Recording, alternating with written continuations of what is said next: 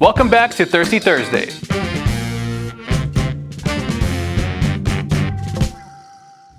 This week, we are making a cocktail that's a modern twist on a classic from the 1890s. It's called the Gem, specifically Ned King's Gem, and trust me, it lives up to the name. This cocktail would take you back in time with a history that predates some of the most iconic tropical cocktails we know and love. So if you're ready to get your history on, stick around. The Gem is a cocktail that hails from 1892, making it a pre-tiki era recipe. It's a classic cocktail featured in William Schmidt's The Flowing Bowl, What and When to Drink. Think about that for just a second. This cocktail was being sipped nearly half a century before the tiki movement even started. But like so many gems, this one got a little lost to time. That is until Massachusetts bartender Ned King decided to polish it off and give it a modern spin for his bar, Gigantic. King honored the original punch-like style, but made some crucial tweaks to make it shine. Now let's go into what makes this cocktail so special. We're going to build it as we go, so grab your shakers and let's get into it. First up, we have 1 ounce of Masson Grande Amber VSOP. Now, this is an American brandy that's aged for 4 years in oak, which gives it this beautiful amber glow. You're gonna get some wonderful notes of caramel and vanilla that will lay down a rich and inviting base for our gem. Plus, it's on the more inexpensive side, so it won't break the bank. 1 ounce into our shaker tin.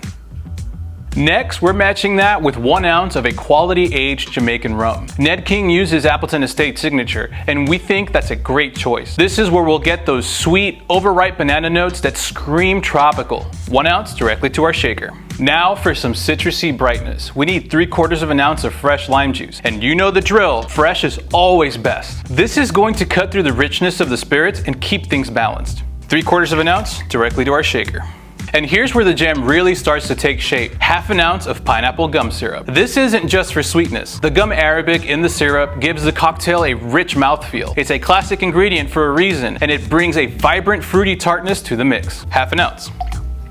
Finally, a dash of Angostura bitters. Ned King calls this a crucial step, and it'll help bring out the tropical flavors.